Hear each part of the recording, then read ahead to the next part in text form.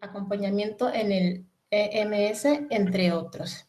Como vemos, la doctora ha participado dando pláticas de ayuda, confort en diferentes áreas.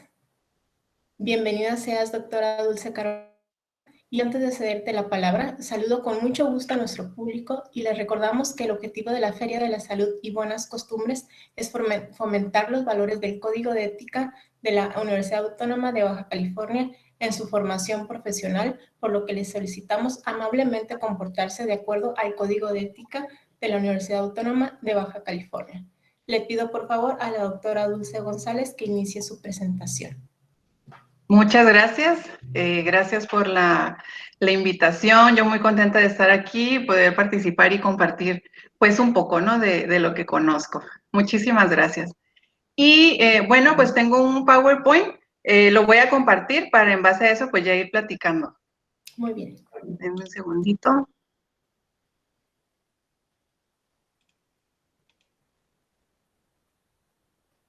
Y bueno, creo que por ahí ya se está compartiendo. Antes de yo comenzar, quisiera saber, no sé si son alumnos solo de odontología o son de varias carreras. ¿A quién va dirigido mi plática, ¿no? ¿A qué público? ¿Son alumnos de todas las carreras? Sí, son alumnos de toda la carrera, de Ah, todas ok. las carreras en la Universidad Autónoma. Ah, ok, Chicos, por ahí perfecto. alguien abra su micrófono y díganos de dónde vienen, por favor, de qué carreras son. De Derecho. De Derecho. De Ok. Psicología. Ciencias Políticas. Muy bien, pues muy variado. Sí. Muchas gracias. Bueno, entonces, pues voy a ir empezando. Cualquier duda, generalmente a algunas personas les gusta resolver las dudas al final de la plática. A mí me gusta irlo resolviendo en el momento porque a lo mejor surge la duda respecto a la diapositiva que estoy presentando, entonces mejor, ¿no? Ahí se aclara. Con toda confianza pueden prender micrófono o pues si alguien va viendo dudas en el chat, a lo mejor sí me puede ir diciendo, ¿no? Porque yo aquí ahorita no veo el chat, pero pues con toda confianza. Y bueno, entonces, pues mi nombre, ya lo acaba de decir la maestra Celeste, Dulce Carolina González Peinado, y pues bueno, mi profesión desde el área de la psicología, pues trabaja mucho con esta parte emocional, ¿no? De los seres humanos, la parte psicológica. Entonces, este tema que yo quiero compartir con ustedes, yo creo que a todos, independientemente de la carrera, independientemente que si estudiamos o no universidad, todos pues vamos a pasar por este tipo de procesos en algún momento, ¿no? Duelos. Y pues es muy sano conocer de qué se trata, cómo podemos manejarlo, ¿no? Probablemente ya han escuchado por ahí algunos de estos términos, a lo mejor algunos no, pero pues para eso es, ¿no? Entonces, pues vamos a empezar. Tanatología y el proceso de duelo. ¿Alguien me puede decir que ha escuchado de esta palabra, tanatología? ¿Qué se les ocurre?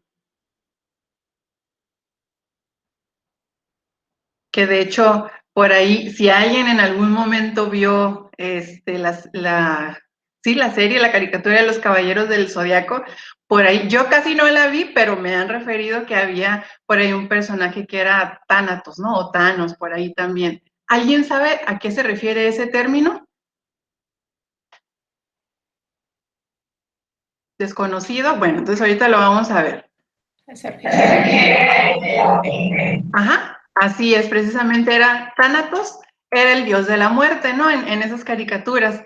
Entonces, a esto se refiere este tema, ¿no? Cómo trabajar o cómo ir viendo este proceso de la muerte, pero desde el área emocional, ¿ok? No se enfoca tanto en el área física o en el área médica. Vamos a ver, entonces miren, quiero empezar con esta frase que dice, el acto más importante de nuestra vida es la muerte.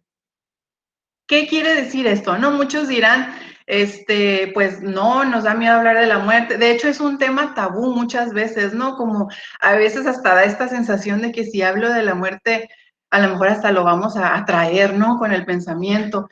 Desde el área de la tanatología, aquí sería al contrario, háblalo para que sea un tema que esté resuelto y que no tenga esa carga emocional de miedo, ¿no? De angustia. Entonces, aquí este escritor nos diría que la parte más importante de nuestra vida es la muerte porque es cómo te vas a ir. Imagínense que por alguna razón nosotros pudiéramos saber que, ojalá que no, y que sean muchísimos años más de vida, pero que nos dijeran, ¿sabes qué? Hoy es tu último día de vida. ¿Cómo te vas? A lo mejor en un minutito piénsale, ¿te vas satisfecho con lo que has hecho? ¿Te vas tranquilo con cómo estás con las personas, con tu familia? ¿O tienes mucho enojo, tienes pendientes con la gente? La mayoría tenemos muchos planes a futuro, ¿no? Pero si te dijeran, hasta aquí llegas, hoy, ¿cómo te vas? ¿No? Entonces, a eso se refiere esta frase, ¿no? Lo más importante es la muerte por cómo cierras tu vida, el último capítulo. Entonces, en base a eso se dice que la tanatología, la palabra literal, significa esto, ¿no? El estudio sobre la muerte. Y les decía, es el estudio sobre la muerte, pero específicamente del lado emocional.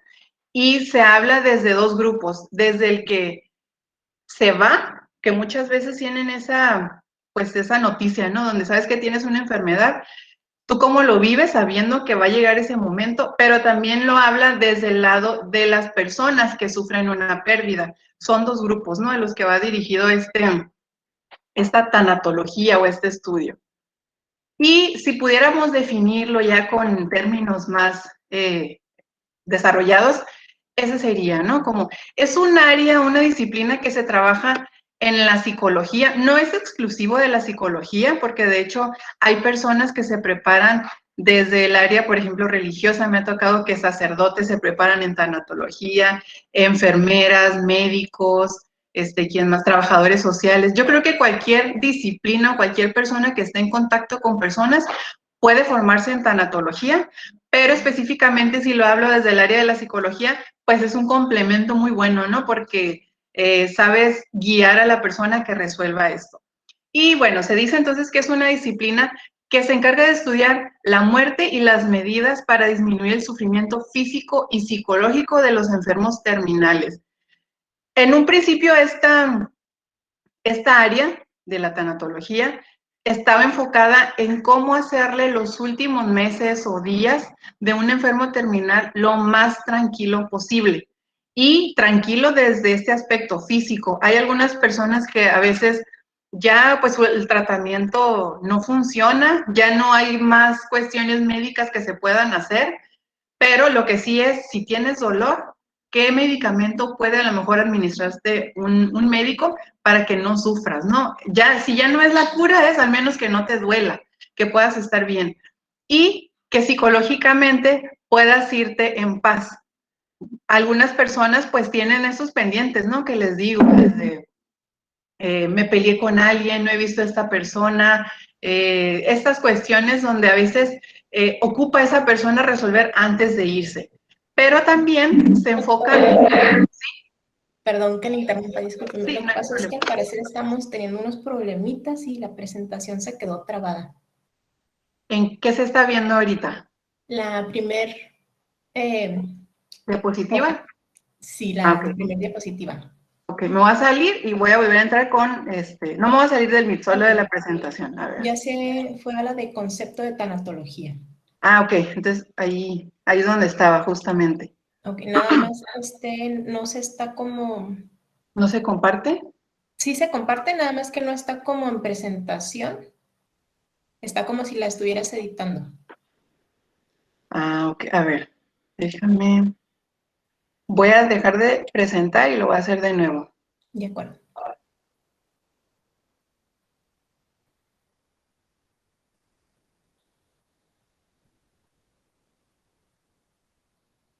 Ok, ahí a ver si ya.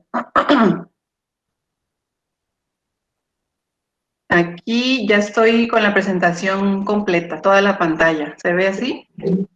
Sí, ya, listo. Sí, ah, ok, muy Concepto de bien. tanatología. Muy Gracias. bien. Entonces, sí, miren, estaba aquí en la primera. Les comentaba esta frase: el acto más importante de nuestra vida es la muerte. Concepto del término, y aquí, ¿no? Entonces les decía, abarca esto, que desde un principio estaba enfocado desde el enfermo terminal, así como los familiares y amigos. ¿Cómo se va a quedar esa persona, no? Si hay sentimientos de culpa, si está este dolor, que es lo más natural, ¿no? Entonces, de este lado es lo que la tanatología busca resolver. Y cuando hablamos de esta parte donde resolver, se refiere precisamente a las pérdidas, ¿no? Las pérdidas como en sentido común, los entendemos, es algo que ya no tienes, ¿no? Se te privó de algo.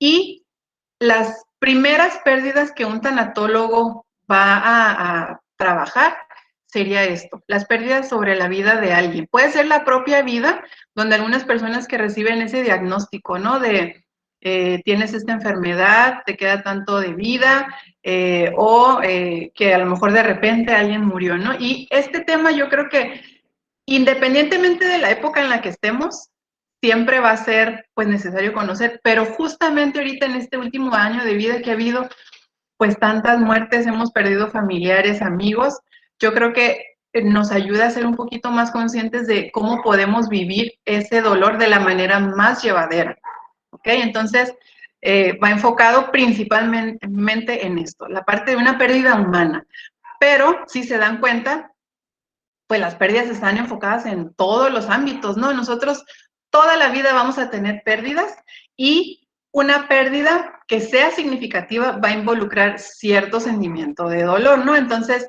aparte que otras pérdidas se pueden trabajar, amistades o vínculos afectivos. Piénsenlo ustedes, a ver, con esta listita que yo tengo, vayan tratando de identificar, ¿han tenido alguna amistad que ustedes digan, era mi mejor amiga desde la primaria, el kinder, y pasó algo en la prepa o en la universidad y nos dejamos de hablar y claro que me dolió y le sufrí? Vínculos afectivos puede ser de una relación de noviazgo que tuve y pues le está sufriendo porque ya terminó. El divorcio, por ejemplo, de los papás, todo lo que tenga que ver con relaciones, ¿no? Relaciones personales. Trabajo. A veces por cuestiones a lo mejor que cerró la empresa, que a lo mejor es tu momento de jubilarte, estás perdiendo esta parte de ti. El trabajo se convierte en parte de tu vida, que incluso pues algunas personas pasan más tiempo en su trabajo que en casa, ¿no? Entonces, el hecho de que dejes de estar en un trabajo puede involucrar cierto duelo, ¿no? Entonces, identifiquen si han visto algo en ustedes o en un familiar sobre estas pérdidas. Un estado social, a lo mejor este estatus de tenía una estabilidad económica buena, no le batallaba, pero a lo mejor llegó pandemia, perdí mi negocio, de mi trabajo me bajaron el sueldo, algo sucedió, entonces ya no puedo tener ese mismo nivel económico y para algunas personas es muy, pues, impactante, ¿no? Esto. Una función física o salud. Esto los voy a mencionar juntos porque puede ser que a lo mejor tuve un accidente o un familiar tuvo un accidente y de repente ya no puede caminar, perdió una pierna, perdió una mano. Cuando hablamos de nuestros familiares de la tercera edad que de repente pierden la vista, que ya no pueden caminar. Esas pérdidas, a lo mejor no es una pérdida humana completa, pero es algo donde ya dejas de hacer, ¿no? A lo mejor tu abuelita que decía, yo antes podía hacer todo, limpiar mi casa y de repente ya no quieren que haga nada, que me la pase sentada, por eso sufren, ¿no? Cualquiera pues, que tenga un cambio así de fuerte puede vivirlo de esa manera, como un duelo. Fases de desarrollo, esto se refiere principalmente a estas fases de nuestra infancia, la adolescencia, a lo mejor la juventud, la adultez, que extrañes algo de alguna de esas etapas, pero que te hayas enganchado, ¿no? A lo mejor en tu adolescencia y en la universidad todo estaba muy bien, pero pasas a la vida adulta y todo se complica, ¿no? Porque ya eres independiente, tienes deudas o tienes otras cuestiones por qué preocuparte. Entonces, a veces los cambios de etapa a etapa es una pérdida significativa para algunos. Bienes materiales, a veces pues siempre nos enseñan, ¿no? Como lo material, si se pierde no importa, lo importante son las vidas, y sí, pero eso no significa que cuando pierdes algo material no te va a doler, ¿no? Y les digo, estas pérdidas que todos vamos a vivir en algún momento más o menos, van a ser dolorosas cuando para ti son importantes. No es lo mismo si se me pierde una pluma que compré en la papelería y ya, a que esa pluma me la dio mi abuelita, me la dio mi mamá, que ya fallecieron, por ejemplo, tiene un valor emocional. Que tenía mi computadora y estaban todos mis trabajos, todo el tiempo que ahorré en esa computadora y me la roban o algo sucede, claro que duele, ¿no? Y aquí le agregué una que es más de tipo social, hablando de de cuestiones más generales, pero una migración puede ser una pérdida que involucre cierto duelo, ¿no? Algunas personas viven, y no sé si a lo mejor es su caso, ¿no? Que a lo mejor yo vivía en la Ciudad de México, pero por cambio de trabajos de mi papá, nos tuvimos que venir, ¿no? A Tijuana. Ese cambio de ciudad para muchos es difícil por el proceso de adaptación, porque dejas todo, pierdes todo, tu casa, amigos, dejas de ver familia.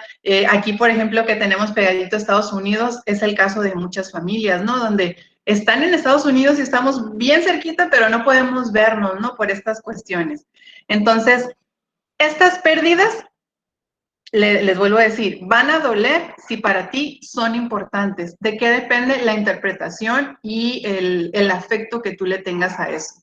¿Ok? Entonces, claramente algunos van a decir, no, a mí no me afecta nada material, me adapté bien. A lo mejor la única pérdida que sí le ha dolido es algo emocional. Depende de la persona. ¿Ok? Son ejemplos. Y bueno, estas pérdidas siempre van a ser parte de nuestra vida en todo momento. ¿De qué va a depender que nos duela o no? Lo que signifique para ti. Y bueno, ahorita yo les he mencionado lo del duelo. ¿Qué es en sí el duelo, no? Para poder ir entendiendo esto. El duelo va a ser esta reacción que nosotros tenemos ante una pérdida. Aquí viene que es la reacción ante la muerte de una persona, ¿no? Pero en realidad es a cualquier pérdida. Y se dice que esta reacción de dolor, de tristeza, de enojo, es normal.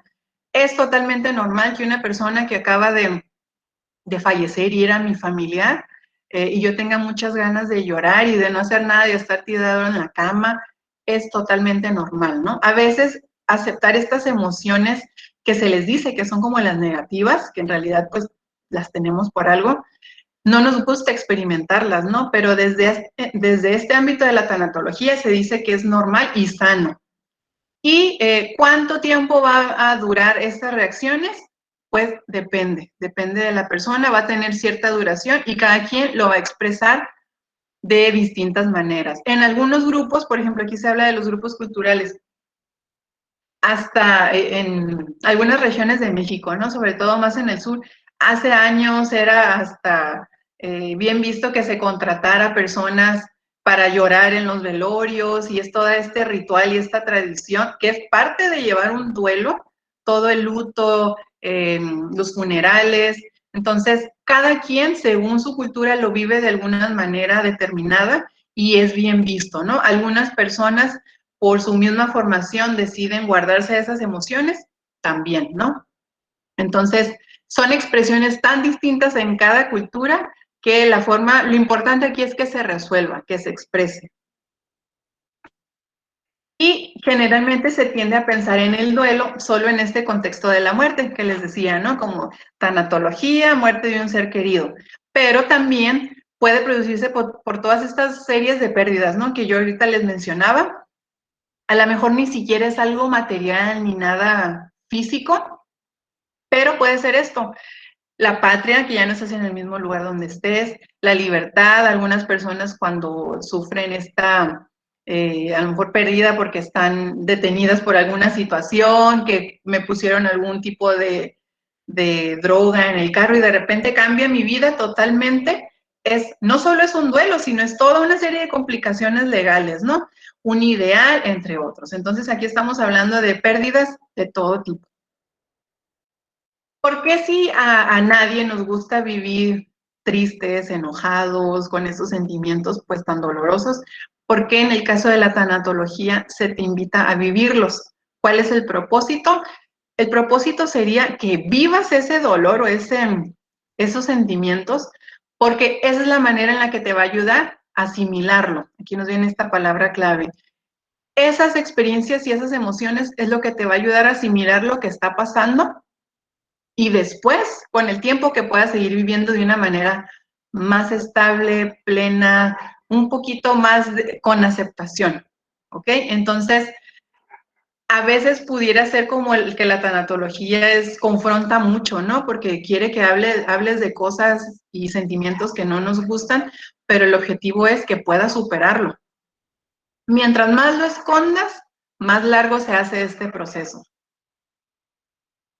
Y los duelos tienen ciertas características, ¿no? Que en este caso pues sería que es inevitable lo que ahorita yo les menciono, ¿no?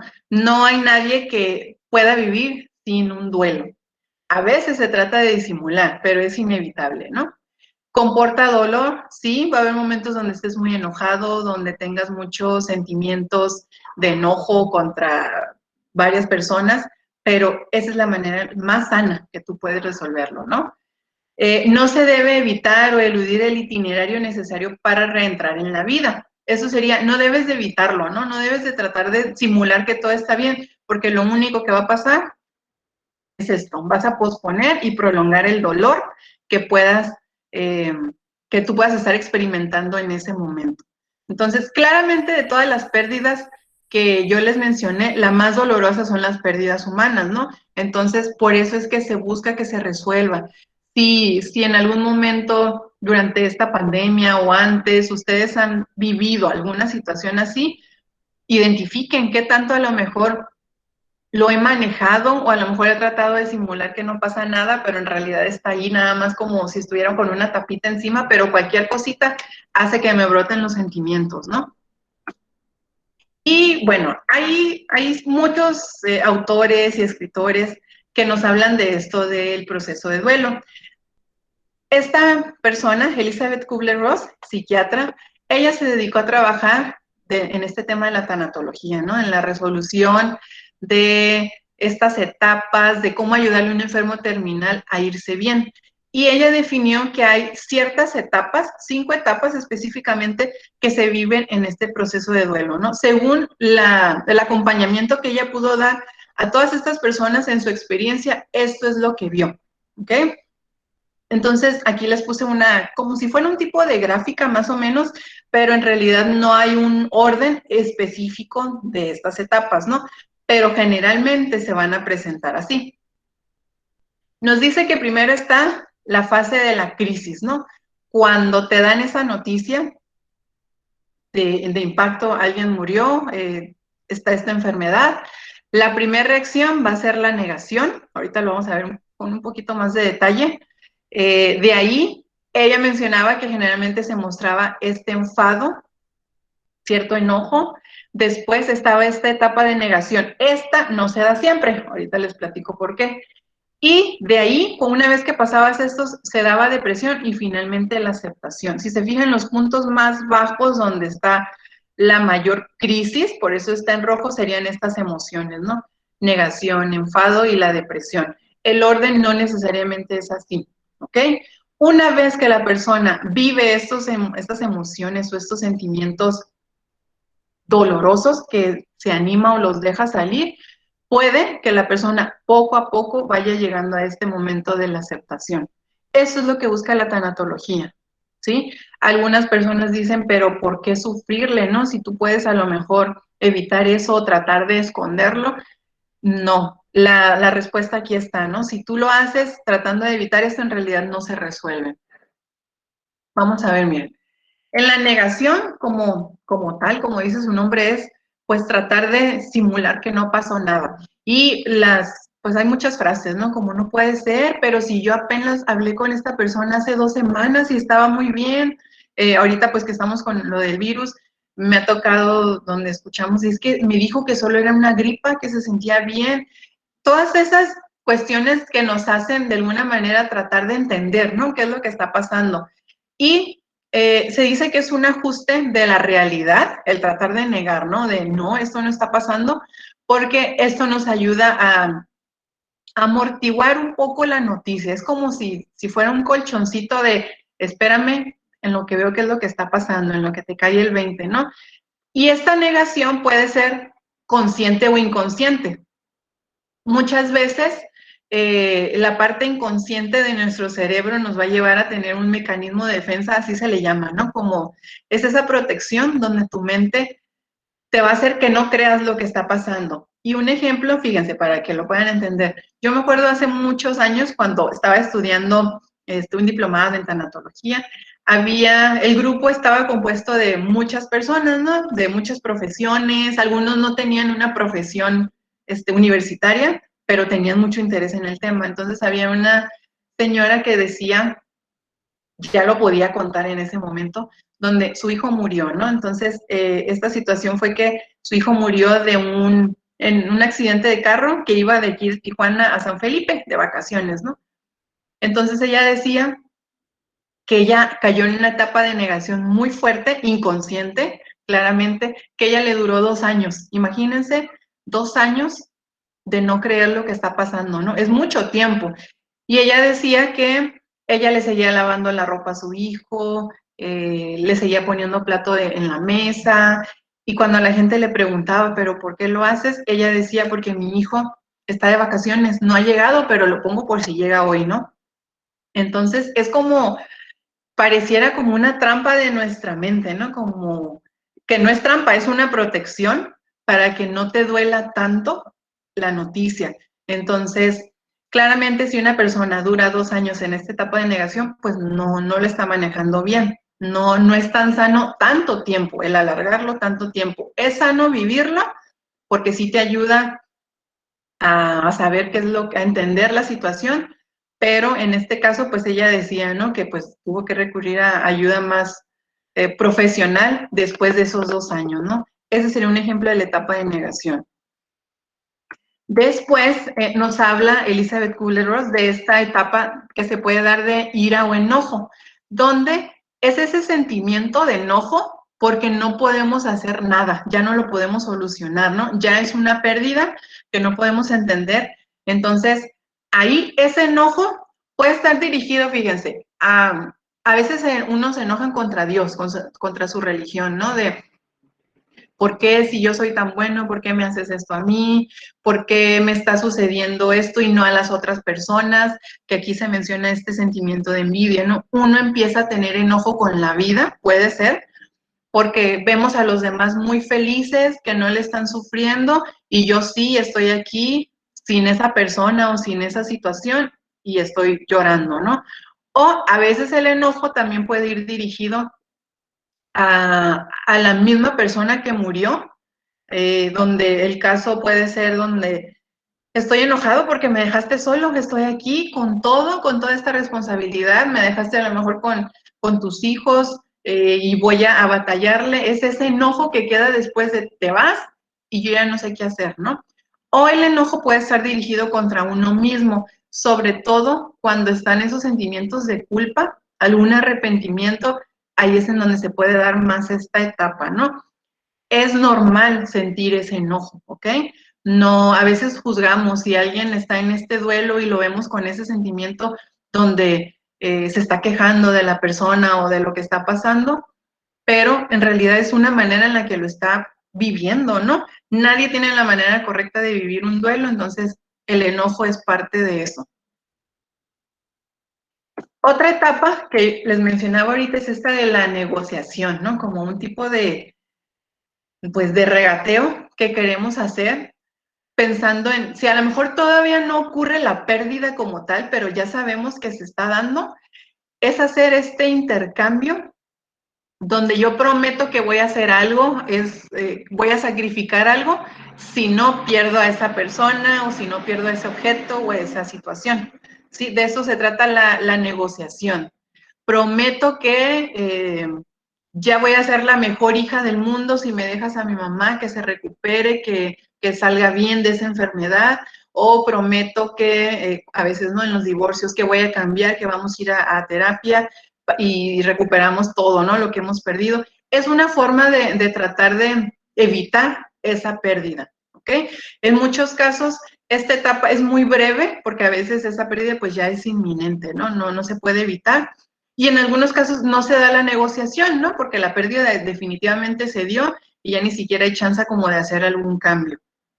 ¿Sí? Y esta negociación, pues muchas veces cuando hablamos de alguna enfermedad o de una posible muerte, se hace con Dios, ¿no? Con la religión que practiquen. Que desde el ámbito de la tanatología se apoya mucho en el ámbito de la religión del paciente con el que tú estés trabajando, no del tanatólogo, ¿no? Tú, si en algún momento estudias esta parte de la tanatología o te acercas, el tanatólogo va a explorar esta parte. Si crees en alguna religión, entonces de ahí, ¿no? Se apoyan. Si la persona no creyera en nada religioso, entonces no se usaría como un elemento clave porque a lo mejor la persona no tiene ese vínculo.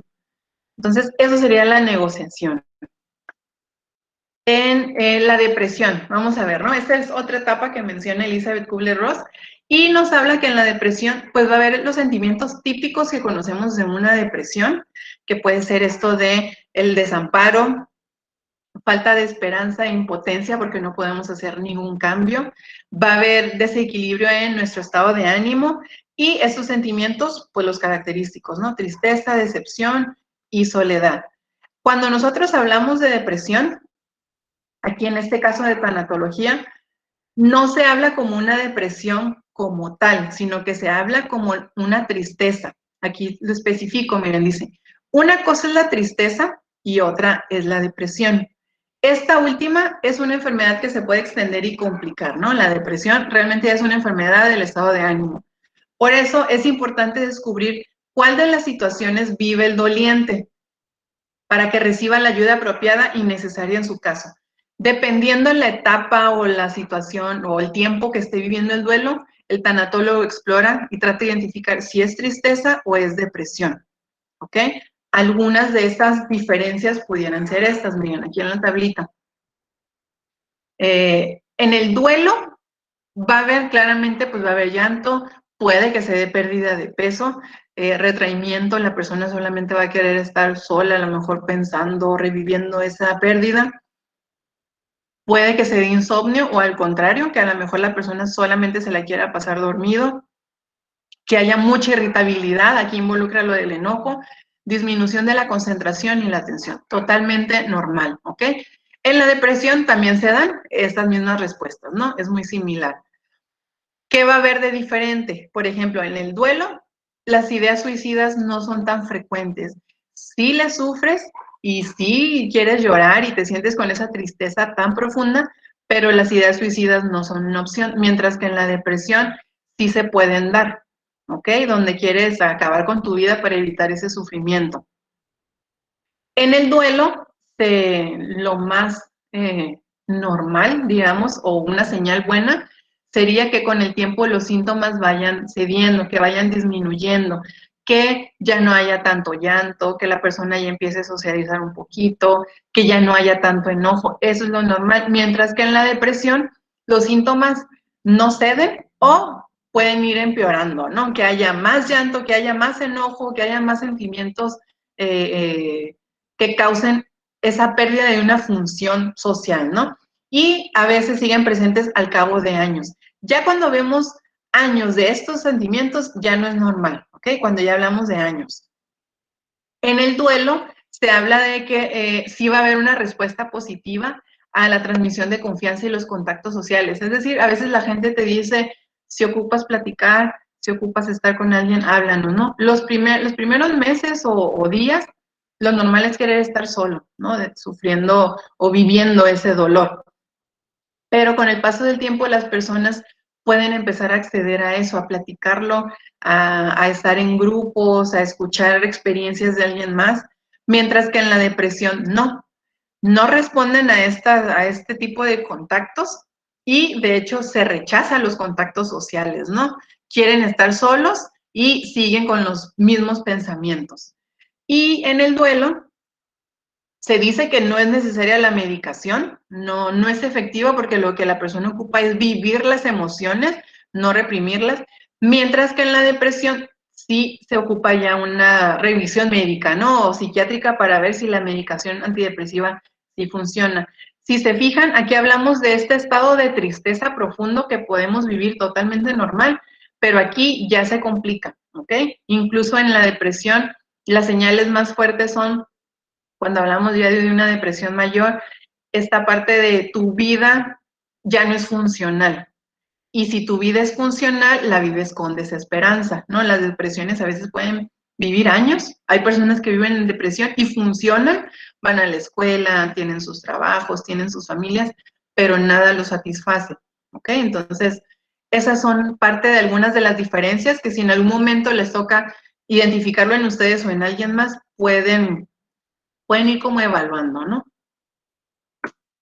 Y después tenemos esta etapa de la aceptación, que esa es la que buscamos, ¿no? En el área de la tanatología. Esta etapa tiene como característica la voluntad de aceptar. Ya estamos aceptando que no está esa persona o no está esa situación o ese objeto.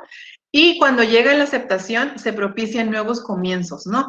Eso significa que ya me estoy dando cuenta que mi vida cambió, que tengo que empezar yo o rehacer mi vida sin esa persona, ese individuo o esa situación, ¿no? La persona ya puede ver un poco más a futuro. Mientras estamos con el duelo, en las otras etapas, todavía es complicado hacer planes a futuro, ¿no? Entonces, me voy a regresar un poquito aquí a la gráfica.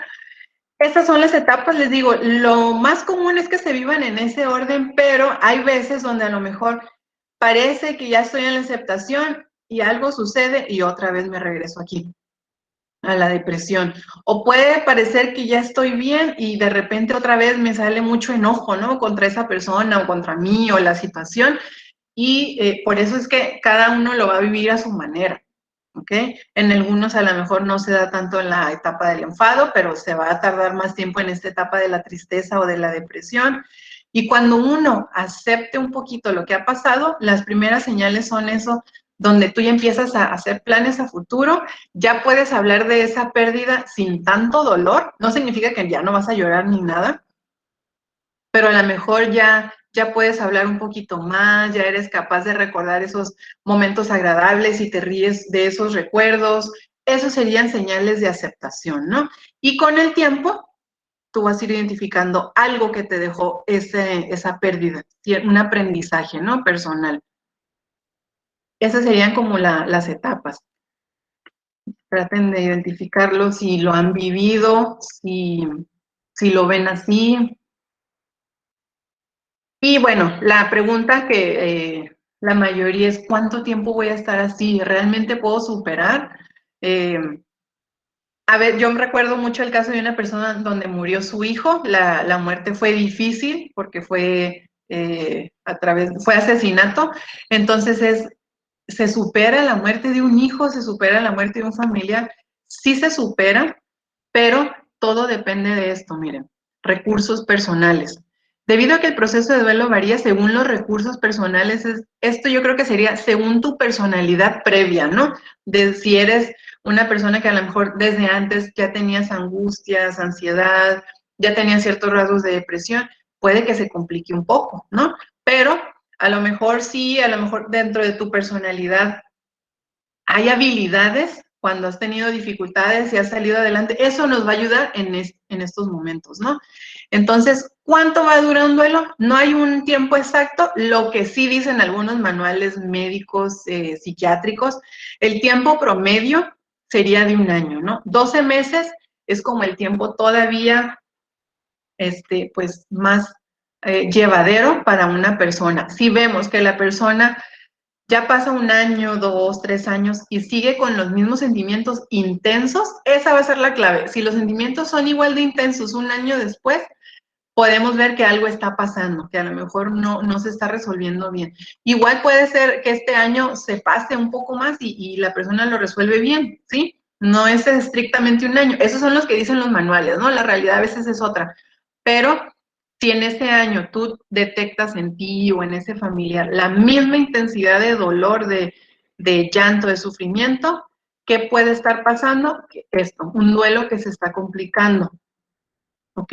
¿Qué sería un duelo complicado? Pues precisamente que las reacciones y el tiempo que se le está dedicando a ese duelo está sobrepasando el tiempo más o menos estipulado, porque pues nunca sabemos exactamente cuándo lo vamos a superar, y que puede estar interfiriendo ya en tu vida funcional, tu vida cotidiana, ¿ok? Y nos dice que en el duelo anormal o atípico, ¿qué va a pasar con este duelo? Se queda bloqueado. Es como, no sé si algunas personas, no, cuando sufren una pérdida, podemos verlas muy tranquilos, ¿no? De donde todo está bien, no lloran, y nosotros ingenuamente podemos decir, lo vi muy tranquilo, yo creo que está muy bien. No necesariamente el verlos tranquilos y sin llorar significa buena señal, y no porque los veamos llorando, en crisis, en su cama o con las personas, las familias, no significa que eso esté mal. A veces es lo más sano llegar a esas crisis. No nos gusta ver a nuestros familiares en esas crisis porque a veces ni siquiera sabemos cómo reaccionar, pero es lo que necesitan, ¿sí? Entonces, aquí lo que va el duelo complicado es, mientras más lo escondas, puede que se complique, puede, ¿ok? Y muchas veces en las familias, pues algunos optan por ese rol de, ¿sabes qué? Yo necesito ser el fuerte, porque si yo me derrumbo, ¿qué va a pasar con los demás? ¿Quién les va a dar ese ánimo o quién los va a proteger o quién va a actuar? Y eso es lo más lógico que pasen en las familias, ¿no? Que uno tome ese rol de protección, pero después ya de determinado tiempo lo que necesita es sacar y elaborar ese dolor, ¿ok? Sobre todo pues ahorita, ¿no? Que igual me ha tocado platicar con algunas personas que incluso en algún momento me tocó ver una nota, no sé si la verían ustedes ahí en Facebook, que salen muchas notas ahorita sobre el virus, de una persona que le había tocado pues enterrar o de alguna manera pues vivir la pérdida de 16 familiares, ¿no? Entonces él decía, no he tenido ni tiempo de llorar. Imagínense, ahí es lo más sano para ese momento. No puede derrumbarse porque tiene que actuar, su mente está funcionando, pero ¿qué pasa si después, ya que haya un poco de, pues de descanso en eso, emocionalmente qué va a hacer esa persona? Si se queda todo ese dolor bloqueado, esas vivencias, puede que se complique a futuro. ¿Ok? Entonces, cuando se complican, puede que en algún momento se ocupe ayuda psicológica o psiquiátrica, ¿no? En algunos casos. El caso pues más fuerte sería llegar a esta ayuda psiquiátrica. Y hay ciertos duelos complicados, ¿no? Les platico poquito sobre esto. Se clasifican en 3. Duelos reprimidos, que sería este duelo que yo les platico donde trato de ser fuerte y de hacer que no pasa nada, porque pues eso es lo que necesito y necesito apoyar a los demás, pero en realidad lo único que estás haciendo es, lo estás guardando, no se está eliminando, ni siquiera lo estás olvidando, simplemente lo guardas en alguna parte de tu mente, pero las emociones están como si fueran las ollas de presiones, ¿no? Están tapadas por un tiempo, pero puede que en un futuro algo pase que detone todo, ¿sí? Donde simplemente pasó alguien con el olor a perfume de ese familiar o de esa persona y de ahí sueltas, ¿no? Todo. Y esto generalmente reprimido es no de meses, de los primeros meses, sino cuando tratas de reprimirlo años, ¿ok? Duelo crónico sería el duelo que se vive con el mismo dolor tan intenso de un principio hasta años después, ¿ok? Que no vemos que cedan esas emociones, que sigue la misma tristeza, el mismo enojo, pero más de un año. Ese sería un duelo crónico. Y está este otro duelo que se le llama complicado, que es el duelo anticipado. Este, yo lo veo, tiene su aspecto positivo, pero también su aspecto negativo, por eso está aquí, ¿no? En la parte anticipada, es como yo me estoy preparando, a lo mejor yo sé que un familiar pues va a morir porque ya me dijeron que tiene esta enfermedad. Entonces yo me anticipo y empiezo a experimentar la negación, la tristeza, el enojo. Entonces lo positivo de este duelo es que te prepara, ¿sí? No es tan doloroso como cuando hay alguna muerte de las inesperadas. Las muertes inesperadas son mucho más dolorosas porque es como, ¿no? De repente. Pero cuando tienes la oportunidad de anticiparte, de prepararte, ayuda a que tu mente pues vaya teniendo esa noción de que algo va a pasar, que va a ser doloroso, ¿no? Esa es la parte positiva. Pero un duelo anticipado se puede complicar cuando la persona desde antes de tiempo ya está viviendo ese dolor tan intenso, son reacciones exageradas, donde ya estoy en depresión, ya estoy enojado con la vida, todavía no sucede, ¿no? A lo mejor no ha pasado nada, pero a lo mejor ya estoy cayendo en esa etapa de depresión y estoy tratando de desapegarme de esa situación o de esa persona. Eso es lo que puede complicarlo, ¿ok? Para que no lo vean totalmente negativo, sería, te ayuda a prepararte, pero lo que no nos ayuda es que ya te desapegas emocionalmente o lo vives tan intenso que a veces eso mismo hace que te centres en otras cosas y ni siquiera estés resolviendo el cómo me voy a despedir de esa persona, ¿no? O de los familiares. No sé si me voy explicando. Si hay dudas, me dicen. Esto sería entonces con los duelos complicados. Cuando se complican, claramente ya hablamos de que se ocupa ayuda profesional, ayuda de psicólogo, ayuda de psiquiatra. A muchos les funciona ir a sus iglesias. Lo que necesitan las personas, si les pueda funcionar, ahí es en donde, pues, son todas las opciones que deben de conocer, ¿no? Entonces, ¿cómo podemos ayudar o facilitar para que un duelo se dé de manera más sana? Primero es la información. Así como ahorita ustedes están conociendo o a lo mejor recordando las etapas y ya lo conocían, lo importante sería que la persona sepa de esto, por qué está sintiendo tanto dolor, porque unos días estoy bien y otros días estoy enojado y otros días no quiero hacer nada y quiero llorar. Son los duelos. Entonces, mientras más conozcas de ese proceso, más certeza de que en algún momento esto va a pasar.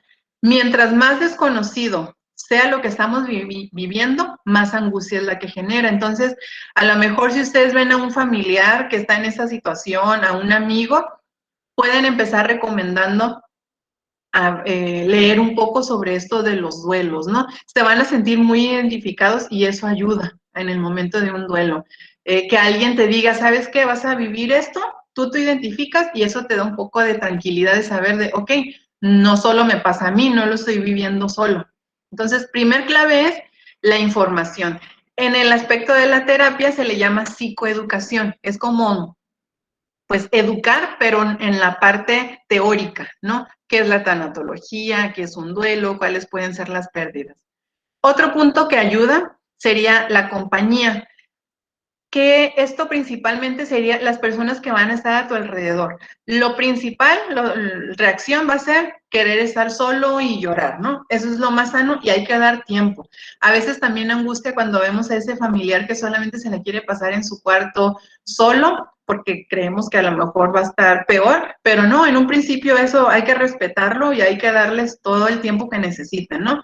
Pero no por eso vamos a dejar de acompañarlos, ¿no? Entonces, se les llaman los interlocutores del dolor, con el que tú puedas expresar o que tú puedas escuchar a esa persona hablar y a lo mejor te va a repetir la misma historia y los mismos pensamientos y las mismas emociones, pero es lo que se ocupa en ese momento, que alguien lo escuche, ¿no? O que te escuche, que conozcan el proceso, que sean muy pacientes y empáticos y sobre todo lo ideal es que se dé en este entorno, en el entorno de la familia y de los amigos, porque hay más confianza, ¿no?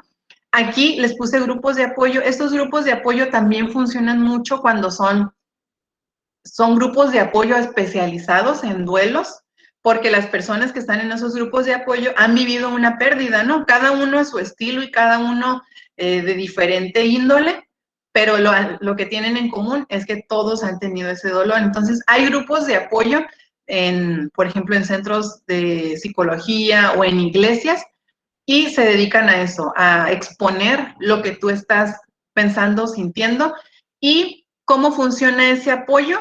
Las mismas personas del grupo son las que te van a ayudar a salir, ¿no? Al compartir sus experiencias. Y tenemos otra clave que sería la conversación. Hablar de lo que tú estás pensando. Aquí lo hablamos desde las personas que te acompañan, pero en la conversación es decir lo que piensas y sientes. Que si te quedaste con ese pendiente, con esa culpa, que si te quedas satisfecho, que la persona ya no está sufriendo, lo que tú pienses, decirlo con estas personas que aquí arriba mencionábamos, ¿no? Se le llama el momento de la ventilación.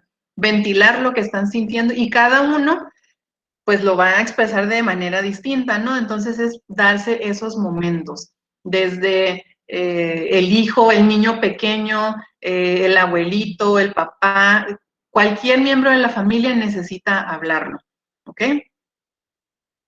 Y bueno, aquí pues con esta parte ya casi voy cerrando.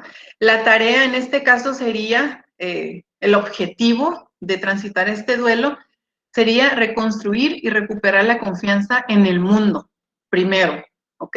Porque después de una pérdida, y sobre todo cuando es una pérdida inesperada, queda esa sensación o ese miedo de ¿qué va a pasar si hoy murió mi mamá? En cualquier momento puede morir otro familiar. Queda ese miedo y esa angustia al futuro. Entonces, en el área de la tanatología y de la psicología te van a ayudar a recuperar esa confianza, a que puedas vivir con esa tranquilidad que a lo mejor antes tenías y recuperar la confianza en ti mismo, que no tengas esos miedos, ¿no? Y el segundo objetivo sería que puedas darle un nuevo sentido a tu vida sin esa persona o sin esa situación, ¿no? Entonces, eso es lo principal, cómo darnos cuenta de que mi vida ya cambió y por más que yo quisiera que esa persona siguiera viva, pues ya no puedo. Entonces, ¿cómo lo voy a honrar en vida, pero desde una manera positiva, agradable, ¿no? Para ti misma. Una adecuada elaboración del duelo incrementa la fortaleza para afrontar lo negativo y lo positivo en el presente y el futuro de nuestra existencia. Esto sería una persona que es capaz de superar un duelo de manera positiva. Se habla de que está desarrollando habilidades de resiliencia. No sé si han escuchado este término, pero principalmente se va a enfocar en superar los obstáculos, ¿no? Ser resiliente es, superaste de manera positiva un obstáculo, entonces aquí es, si superas de manera positiva un duelo, es como si tuvieras otra habilidad dentro de ti, ¿no? Otro recurso que en un futuro te va a ayudar a enfrentar otra situación. Ese sería el objetivo, por eso esta imagen representa, ¿no? Como aunque todo pareciera que no tiene la posibilidad de nacer nada, que todo está seco, el hecho de que empiece a florecer algo, ese es el sentido que quiere tener la tanatología en la vida de las personas. Cuando hay mucha desesperanza, darles esa luz de que en un futuro sí se puede estar bien. Y bueno, entonces ahora sí, voy cerrando con esta frase donde Confucio decía, aprende a vivir y sabrás morir bien, que es muy similar a la frase inicial, ¿no? Vive bien, tranquilo, resuelve todo lo que tengas pendiente emocionalmente con familiares, contigo, y en el momento en el que nos toque partir, que no sabemos cuándo va a ser, lo vas a hacer de la manera más tranquila posible. ¿Ok? Y bueno, pues les agradezco mucho su presencia, su tiempo. No sé si tengan alguna duda, algo que quieran compartir. Muchas gracias por su excelente conferencia. Claro, muchísimas gracias. Chicos, si alguien tiene alguna pregunta, por favor abra el micrófono y la hacemos en este momento o la puede escribir en el chat. Aquí hay una pregunta de Sofía Elizabeth. ¿Los medicamentos antidepresivos crean una dependencia?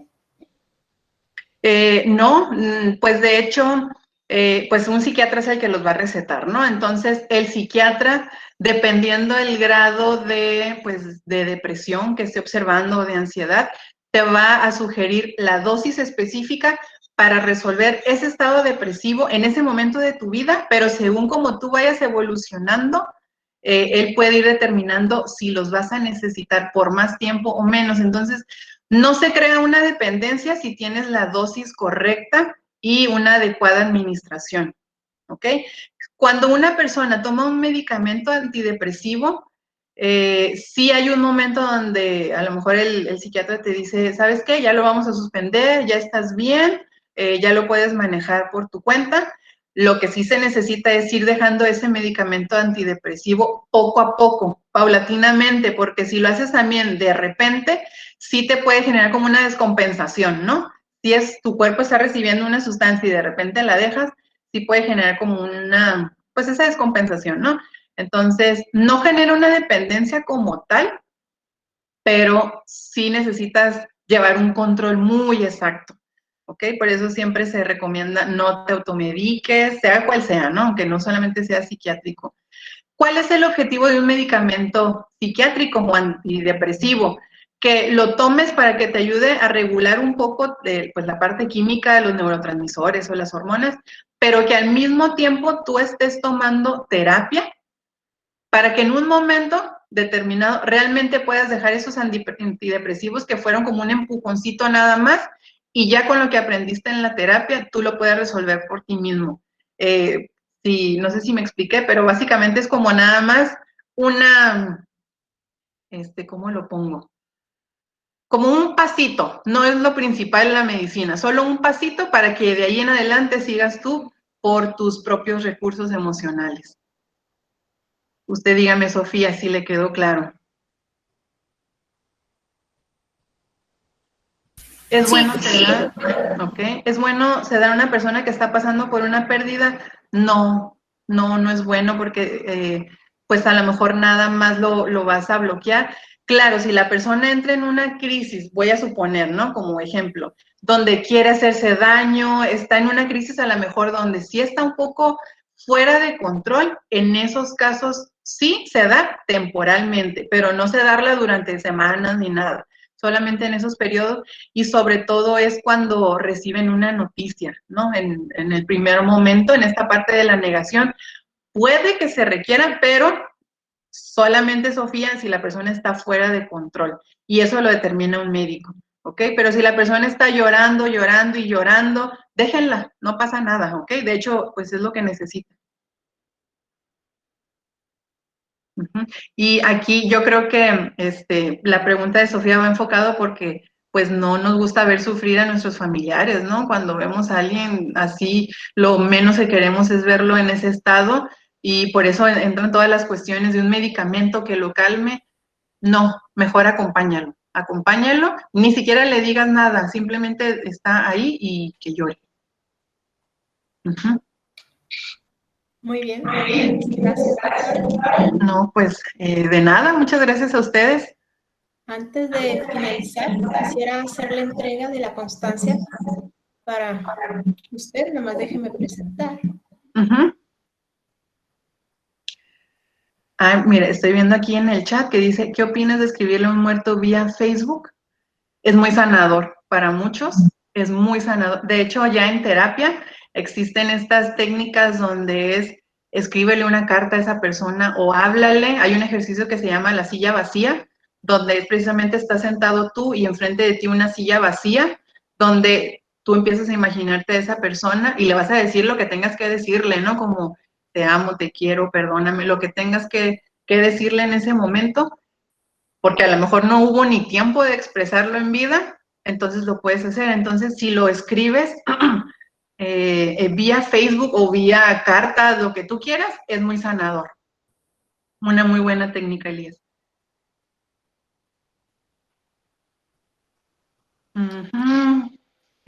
Creo que hay otra duda. No sé si todavía hay chance de...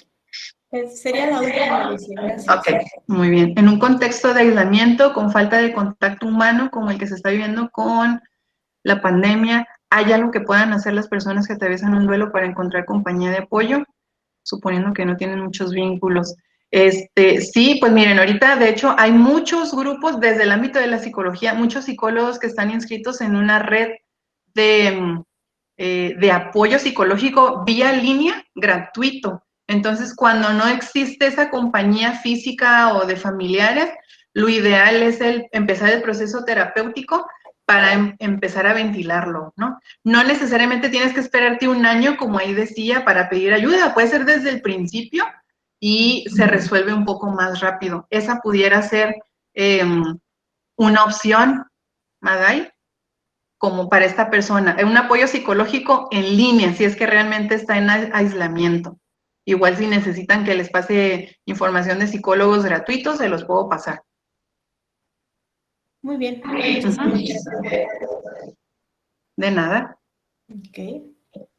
Bueno, me permitiré leerle la constancia que dice así: Universidad Autónoma de Baja California, Departamento de Apoyo a la Docencia y la Investigación, Facultad de Artes, Facultad de Ciencias de la Ingeniería Administrativas y Sociales, Facultad de Ciencias de la Ingeniería y Tecnología, Facultad de Ciencias de la Salud, Facultad de Ciencias Químicas e Ingeniería, Facultad de Contaduría y Administración, Facultad de Deportes, Facultad de Derecho, Facultad de Economía y Relaciones Internacionales, Facultad de Humanidades y Ciencias Sociales, Facultad de Medicina y Psicología, Facultad de Odontología, Red Institucional de Valores Tijuana, otorga la presente constancia a la doctora Dulce Carolina González Peinado por su participación como conferencista en el tema Tanatología y el proceso de duelo en el marco de las actividades de la Feria de la Salud y Buenas Costumbres, llevada a cabo en la plataforma Meet el día 7 de abril del 2021. por la realización plena del hombre, firma el maestro Luis Alberto Alcántara, jurado jefe del departamento.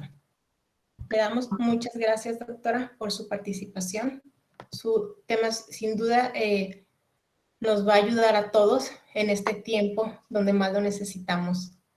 Muchísimas gracias. Y chicos, muchas gracias por su participación. Les recordamos que continuamos con el tema de amor y noviazgo, y el día de mañana a las 9 con la conferencia de Cuando el amor no sana, violencia y razones de género en el comportamiento. Así que los invitamos a continuar con nuestras pláticas y antes de retirarse, aquellos que no se han registrado, por favor, coloquen su nombre y su matrícula para obtener su sello de 8=1. Muchísimas gracias, doctora, por su excelente tema. Muchas gracias a todos. Por aquí veo algunos agradecimientos. Espero que les haya gustado, que les haya sido útil y sobre todo platíquenlo con su familia, ¿no? Como es un tema en general, de cuestión personal, más que académico, platíquenlo. Esto yo creo que es lo mejor que pueden hacer. Muchas gracias. Gracias, chicos. Hasta Si luego. tienen alguno de chicos, si necesitan, no sé, ahora sí que la participación de la doctora, nos pueden hacer llegar a mí o al doctor Luis Hernán sus dudas o solicitar apoyo con la doctora Mindy para nosotros contactarlos con la doctora. Muchas gracias, que tengan muy buen día. Quedamos Gracias. despedidos. Bye bye. Adiós.